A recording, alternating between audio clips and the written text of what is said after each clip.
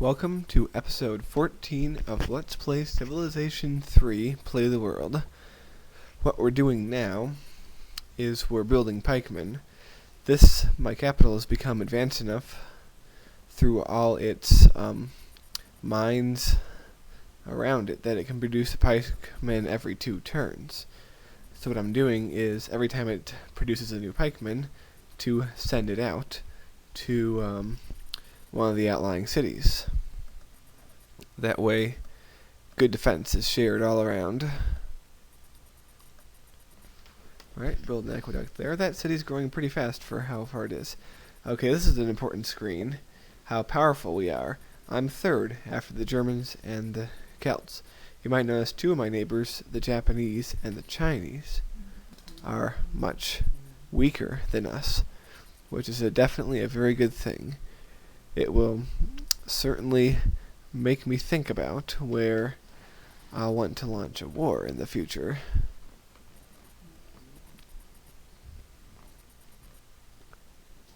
Alright, moving along. And I've discovered monotheism. Now I can finally build cathedrals.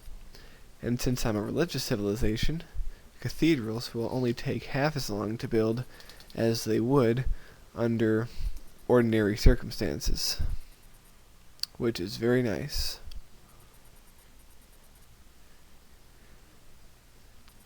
So, see, these cities want to build it already, and well, we gotta let them, because part of growing your empire is building your infrastructure.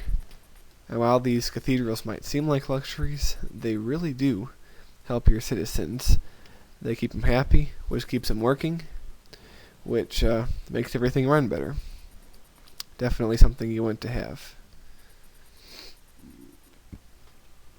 Alright, another pikeman, why not?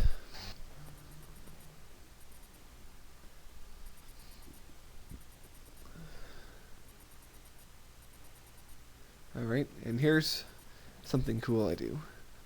I go to talk to China, see if since they're a small civilization, if I'm more advanced than them. I'm not, but I discover I can sell them iron. And while I usually don't like to sell resources like iron to civilizations because that makes them stronger, I realize I can get 4 techs for that price. And that amazes me. I'm going to absolutely surge ahead with these 4 techs. Which occurs to me, I want to try the Arabs, because last I heard, they were less developed than me. So I go down to talk to Arabia, and unfortunately I discover that they are more advanced than me now. However, they also do not have iron, and since they're the second smallest, and they're kind of remote, I'll sell them iron. Not only will I get 2 other techs, but I will get spices. Besides, I want the Arabs to be strong against Germany, because if the Germans invade, I want them to be well prepared. They can't get any bigger. So 6 techs in 1 turn, which is astounding.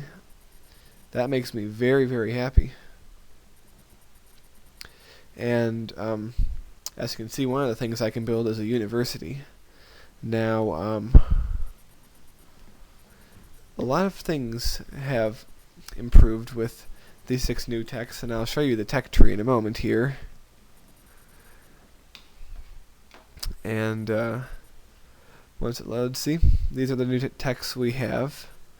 We have chivalry, which will allow you to build knights. Engineering, which will allow you to build bridges and regrow forests that have been cut down. Theology, you can build a special wonder there. Printing press, another special wonder. Education, you can build the universities, as you saw. And a lot of them, even though they don't do much, they're prerequisites to other things. So we're going to be advancing a little bit quickly. We're not going to be as far behind. And here's something we haven't seen since, I think, the 2nd or 3rd video. Expanding our palace. It's always something fun to do. I can never argue with that. Now, sometimes they let you put 2 or 3 things at once, but it's only 1 this time, so we have a few options, but I decided to go for some regal stairs. Hopefully my palace will be allowed to grow more in upcoming videos. But continue on here.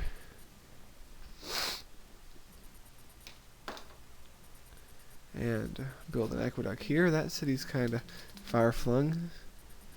One of the few coastal cities I have. Now they want to build universities, but cathedrals, because I am a religious civilization, cathedrals take a much shorter time to build than universities. Now, if I were a scientific civilization instead, the universities would take much less time to build. So, one thing I haven't mentioned yet is that every civilization has a unique unit. Oh, look at that. Another expansion of the palace. But anyway, every civilization has a unique unit that no other civilization has and is better in some way.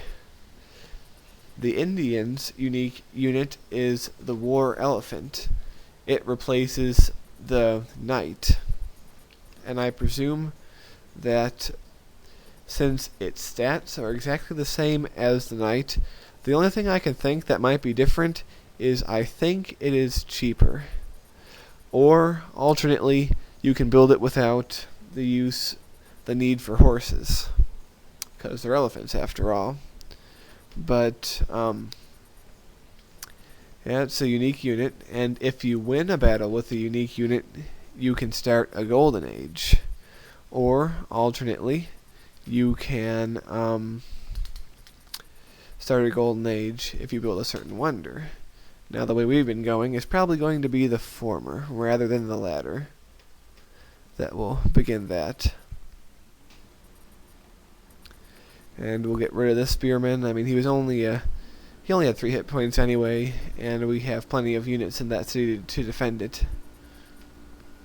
So that's not something I'm too worried about. Just want to make sure it has a marketplace before building anything. Build another war elephant. They're going to be very useful to us. Yep, marketplace first. You gotta have your money before education, I guess. At least in this game. And by the way, do you remember we sent that galley there something like 10 videos ago? Well, maybe 6 or 7, and it's only now got there, which is amazing. Well, we'll send it the rest of the way back, and here we go again, Germans threatening me, but nothing I can do about that. Just pay him off. Alright, now I've discovered invention, which gives you another unit, the longbowman. Now, he's a more advanced archer. The archer has an attack of 2. The longbowman has an attack of 4, the same as the medieval infantry or the war elephant. But the point is, there's really no reason to build longbowmen because they aren't any more powerful of attackers, and they still have a 1 of defense, so they're pretty useless if they're attacked, unless you have other troops guarding them. And, I mean, if you have better troops available, why build them? I guess the only reason you would build them is if you didn't have horses or iron, in which case you're pretty much stuck with that as your only option. But fortunately, that doesn't, that's not an issue for us now. Alright. And I just want to show you the graph. We are still 3rd. But as you can see, things are very close. Culture-wise, we're, I say about average, a little over average. Now, we're 4th in land area and population, but we're 2nd in GNP and manufactured goods. Now, I don't know exactly what that means, but I'm pretty sure it means that we have more shields and produce more, and we have more gold, which are both good things. And, well, that's the end of this video. Hope to see you on episode 15. Later.